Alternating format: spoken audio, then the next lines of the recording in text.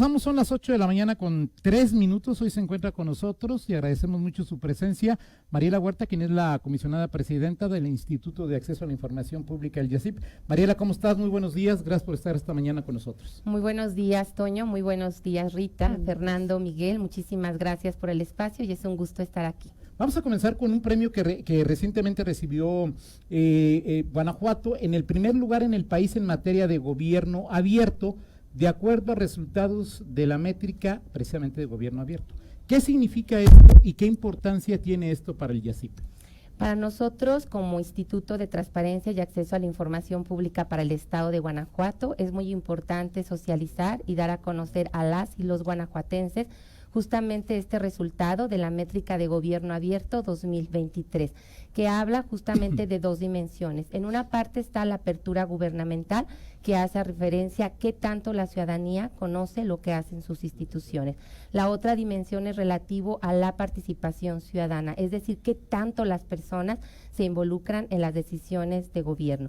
Esta métrica de gobierno abierto coloca a Guanajuato en el primer lugar nacional en materia de gobierno abierto por 2 ocasiones consecutivas, por lo que a nosotros nos da mucho gusto y significa este trabajo, esta colaboración que venimos realizando de manera conjunta, tanto los sujetos obligados o instituciones públicas de nuestro estado, las organizaciones de la sociedad civil y por supuesto pues diferentes actores. Esta métrica de gobierno abierto, que vale la pena resaltar, que fue elaborada por el Colegio de México en coordinación con el INAI y que justamente representa un lugar muy representativo para nuestro estado por la trascendencia e importancia de estas dos dimensiones que estamos trabajando en nuestro estado. Ahora, la calificación que obtiene Guanajuato es de 0.56, la media nacional fue 0.46.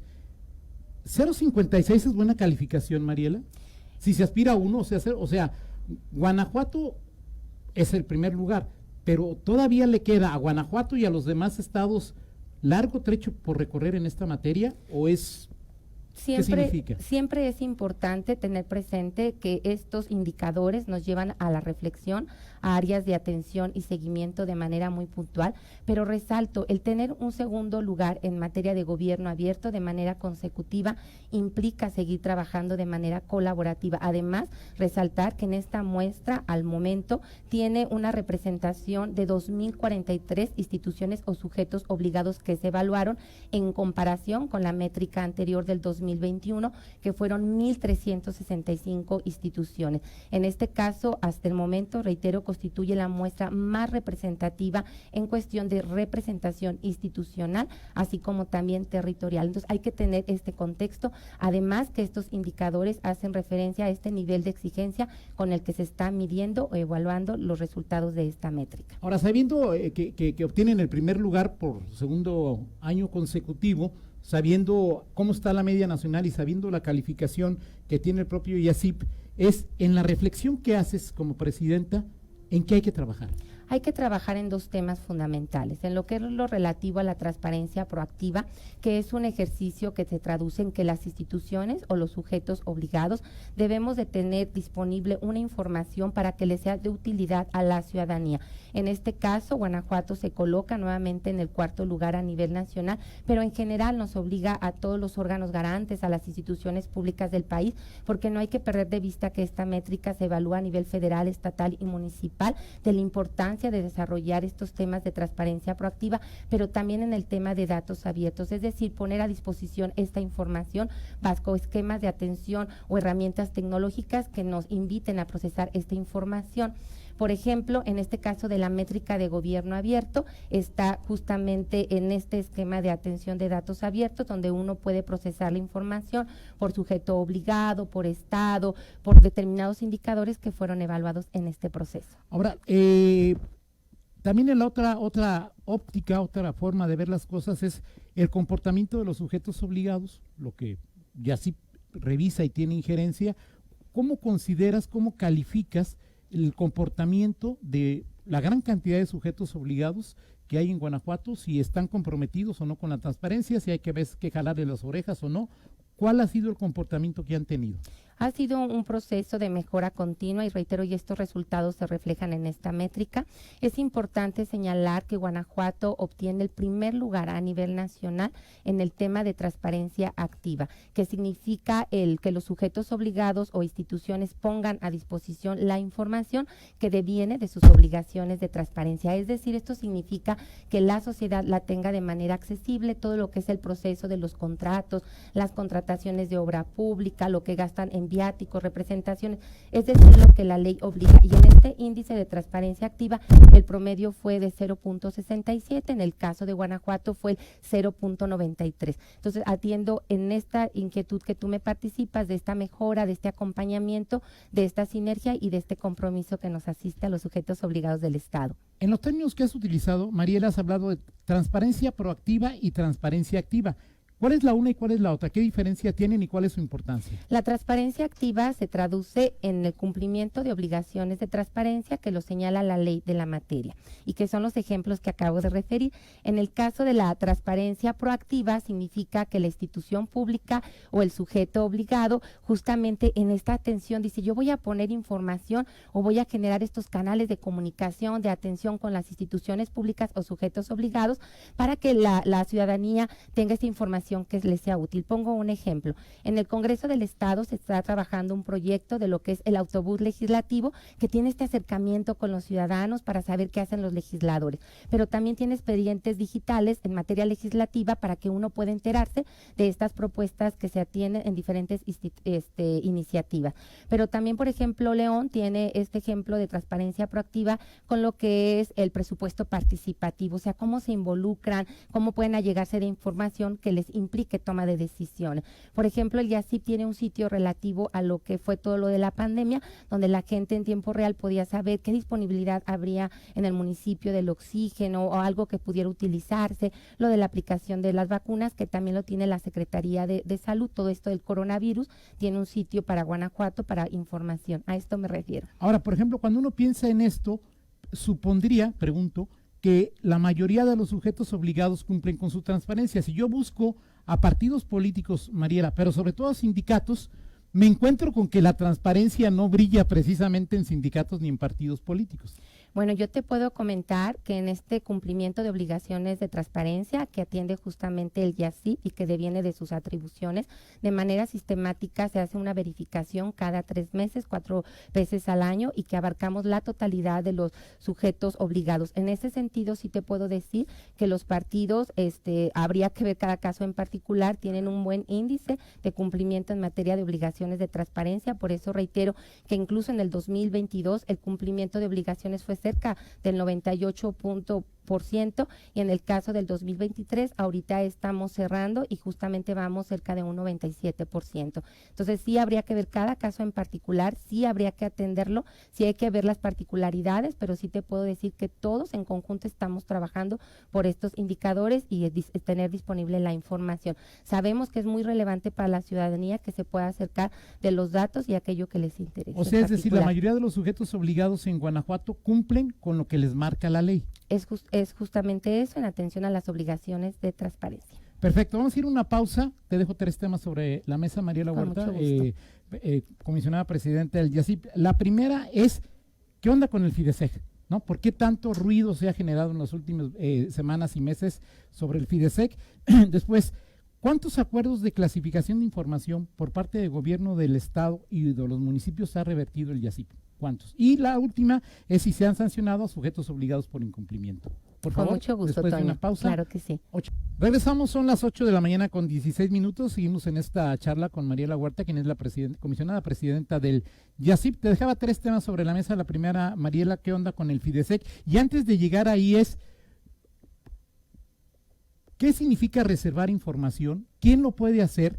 ¿Y cuál es el rol que tiene el IACIP cuando alguien reserva información? Alguno de los sujetos obligados reserva información. Y luego, ¿por qué lo que se ha armado con FIDESEG, Mariela? Claro que sí. Bueno, atiendo tu pregunta. 1, la ley prevé los casos en que la información a través de una solicitud de información que da respuesta a una institución pública o un sujeto obligado puede ser, en este caso, clasificada bajo dos supuestos: cuando se reserva la información o cuando es confidencial. Cuando se reserva la información es por cuestiones en materia de seguridad pública, en este caso también cuando se atenta o pone en peligro la vida, la seguridad o la salud de una persona, o cuando se está en un proceso de auditoría o en un trámite justamente de un proceso o de un juicio, entre otros supuestos.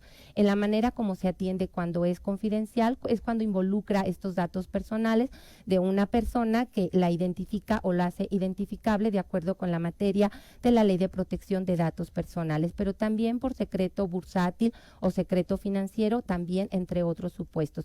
Bajo estos esquemas de atención, cuando un sujeto obligado reserva o clasifica como confidencial una información, pues tiene que sujetarse a lo que la ley señala y lleva todo un proceso. En atención justamente con el FIDESEC, vale la pena citar que en lo que le toca al IACIP conocer es justamente a través de una solicitud de información que deviene por parte del recurrente un recurso de revisión que ya está justamente en el esquema de atención por parte del IACIP. En estas resoluciones vale la pena puntualizar que son procesos deliberativos que se atienden de manera colegiada por parte del Pleno del IACIP. En este sentido, bueno, cuando una resolución no es acorde a las expectativas del o la ciudadana, se pueden optar por dos vías. En este caso, uno es a través del Poder Judicial de la Federación por medio de un amparo, o también un recurso de inconformidad por medio del INAI. En este caso, en materia del FIDESEC, el recurrente que activó este proceso del recurso de revisión optó por un amparo. Llega con el juez de distrito, el juez de distrito lleva a cabo un análisis de lo que corresponde únicamente a cuestiones de forma, y en este sentido le indica al IACIP emitir una nueva resolución. El IACIP, en plena autonomía, emite una nueva resolución donde le indica al sujeto obligado, pues bueno, atenderlo como corresponde, y en este caso se traduce en poner la información a disponibilidad, en este sentido, de que deviene de esta información que corresponde al ejercicio del recurso público. El IACIP entra a trabajar, entra en el conflicto hasta que alguien solicita su intervención. Es correcto, o sea, las solicitudes de información, que vale la pena referir que en Guanajuato estoy convencida que la cultura de la transparencia llegó para quedarse, y prueba de ello es el incremento en las solicitudes de información que se tienen año con año. En el año pasado te puedo compartir o les comparto que son cerca de 34,000 solicitudes, donde justamente los sujetos obligados atienden estas inquietudes bajo alguna información muy puntual sobre algún tema específico, pero si no les satisface la respuesta que le da el sujeto obligado, porque no corresponde a lo solicitado, porque está incompleta, porque se realiza este proceso de clasificación, porque la declara inexistente, en este esquema se puede o se activa por parte del solicitante este recurso de revisión, y que justamente atiende el IACIP como esta parte jurisdiccional de sus funciones. En el tema de FIDESEC, alguien llegó y le pidió al IACIP que interviniera. Es correcto. ¿Qué falló el IACIP? ¿Cuál fue cómo se le llaman ustedes? Fallo, sentencia, decisión. Resolución, perdón. Pues reitero, hay que puntualizar que son procesos deliberativos y sobre todo cuando no estás conforme con la resolución que nosotros te participamos como órgano colegiado. La importancia en nuestro Estado de Derecho es que existen instancias a las que tú puedes acudir para inconformarte por las resoluciones que emitimos. Ahora, en el caso del FIDESEC, no se falló, no se...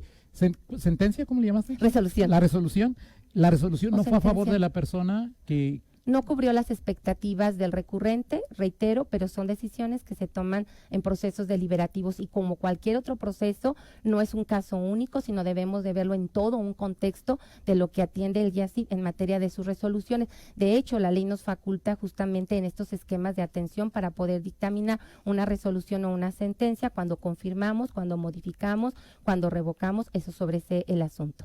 Perfecto, te dejaba otros dos temas. Si hay acuerdos de clasificación de información por parte del gobierno que haya revertido el IACIP, y si ha sancionado a sujetos obligados por incumplimiento de obligaciones o porque no respondió a tiempo, Mariela? Estos procesos de clasificación, reitero, les asisten a las instituciones o sujetos obligados de nuestro estado y pueden optar por esta clasificación de la información. En tal sentido, aquí lo que vale la pena puntualizar es que se parte de análisis casuísticos en cada uno de los casos para determinar si efectivamente la clasificación en reserva o confidencial que están haciendo los sujetos obligados tenemos que atenderla. O sea, es un esquema de atención y aplica en general. Reitero, son casos casuísticos y dependiendo lo que aplique en cada caso en particular.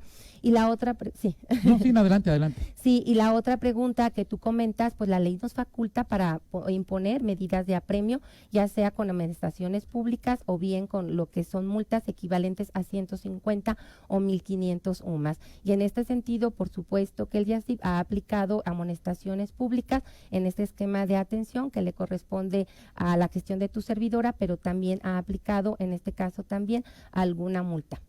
Miguel. Sobre este tema del FIDESEG, ¿qué fue lo que no cumplió el solicitante? ¿Cuál es el análisis que hizo el IACIP para decir rechazar este asunto?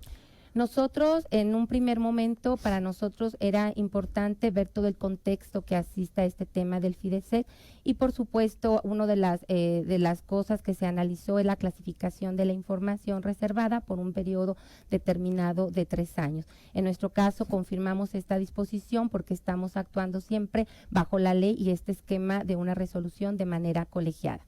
En este caso, entiendo que la causa por la que se reservó la información fue una auditoría. ¿Es correcto?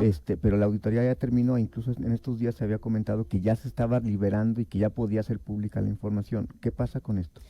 Justamente en esta nueva resolución que dicta el IACIP, que se atiende y que se determina la disposición de la información del ejercicio del recurso público ejercido, el sujeto obligado ya puso a disposición la información y está justamente atendiendo lo que acabas de señalar, Miguel.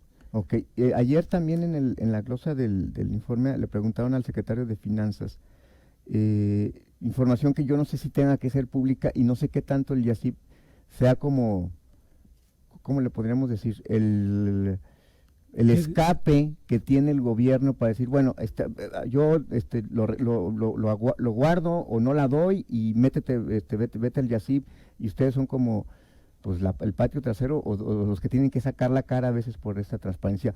Le pregunto porque ayer la diputada Hades preguntaba sobre la renta que hace el gobierno del estado de las oficinas del G100 y que dijo que el gobierno dijo no es pública y finalmente ya dijo que en la cuenta pública apareció, que se hizo transparente este asunto. ¿Juegan ustedes ese papel de pronto de que el gobierno se resiste y ustedes tienen que salir a dar o para retrasar un poquito la resistencia del gobierno y ustedes salen así como a sacar las papas del fuego, como se dice coloquialmente? A nosotros nos asiste justamente la obligación de que los sujetos obligados tengan que transparentar la información. Y esto está establecido justamente en el artículo 3 de la Ley de Transparencia, que señala de manera muy puntual que cualquier información que genera, que posee, que modifica, que adquiera cualquier sujeto obligado de nuestro Estado debe estar transparentada bajo el principio de máxima publicidad. En este sentido, pues cada uno de los sujetos obligados que están registrados en nuestro Estado, pues tiene la obligación de transparentar lo que deviene de sus funciones y atribuciones. En este sentido, también sabemos que la misma ley marca excepciones a algunos supuestos para poder clasificar la información, que era lo que preguntaba Toño, bajo la categoría de reservada o confidencial, y en este sentido, pues nosotros nos asiste justamente la obligación de atender un recurso de revisión en caso que el solicitante no esté conforme con la información que se le proporciona. Ok, porque hubo también otra solicitud ahí no sé si de transparencia, y se quejó incluso la diputada Siria Ángel porque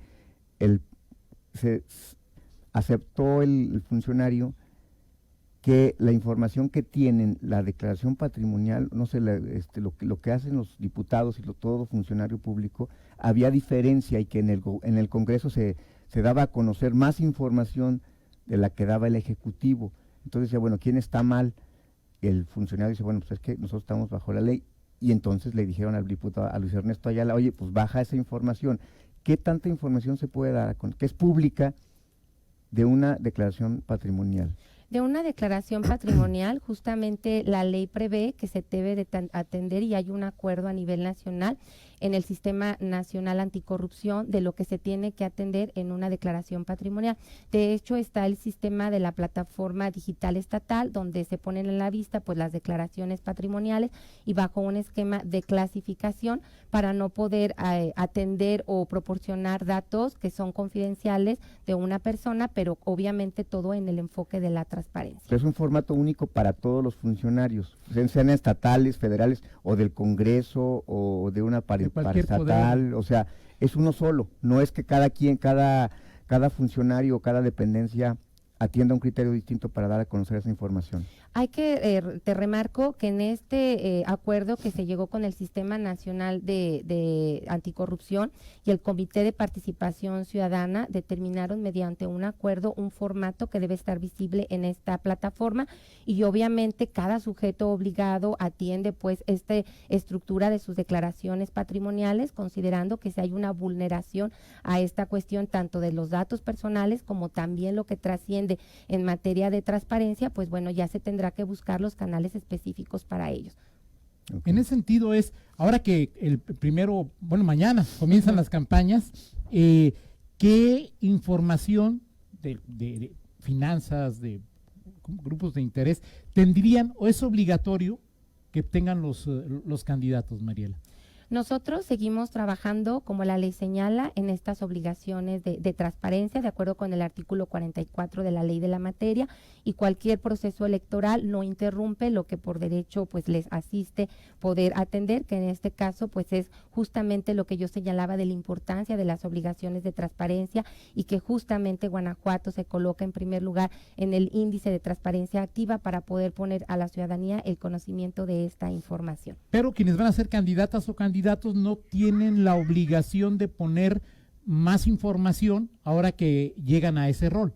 O sea, si yo quisiera saber cuánto gana, si tiene casa, si no tiene casa, si tiene coche, si ¿eso se puede saber o no está obligado? Eso ya está, eso es parte de las obligaciones de transparencia que se atiende, que es lo que corresponde justamente a lo que mencionaba hace un momento Miguel, a estas declaraciones patrimoniales de los servidores públicos, y a todos nos asiste pues a atender lo que la ley señala. Perfecto, ¿algo más que le quieras comentar al auditorio, Pues Mariela? nada más invitarlos a que se acerquen al YACIP, que estamos disponibles en nuestras redes sociales, en nuestra página del instituto, que tenemos un chat donde ustedes pueden preguntar alguna duda, alguna inquietud, alguna pregunta, pueden nosotros asesorarles, acompañarles, y que estamos siempre para servirles, y agradecer por supuesto este espacio que nos brindan. Gracias, Mariela Huerta, comisionada presidenta del Instituto de Acceso a la Información Pública. Gracias. Gracias, Toño, gracias. 8:30, una pausa, regresamos. Regresamos.